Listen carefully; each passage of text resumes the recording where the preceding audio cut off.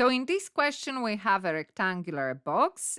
We are told that factory make those boxes, and we have the measurements given 70 centimeters, 30, and 20. So what do we need to do with that? We have to work out the surface area of this box. So in this case, we have to understand the elements that I'm having. So this rectangular, I'm going to have here in front, but exactly the same one in the back. So I'm going to have two of them. And the measurement is 70 by 20. And we're going to have the one on top. So another slightly bigger box, rectangular shape. And this one is 70 as well in length.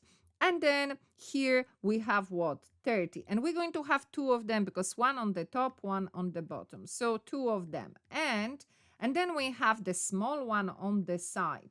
And the small one on the side has what? 30 in measurement, 20 in height. And again, we're going to have two of them on both sides. So therefore, to calculate now that area, how do we calculate the area of a rectangle? We multiply those two sides. So 20 multiplied by 70 and multiply by 2 because I have two of them. And therefore plus 70 multiplied by 30 this time. And again, I have two of them. So multiply by 2 and therefore plus. Then the next one, 30 multiplied by 20. And again, we have two of them. So therefore multiply by 2. And we put all of these numbers in our calculator, press equal, and we get 8,200. And let's not forget about the measurement, centimeters squared.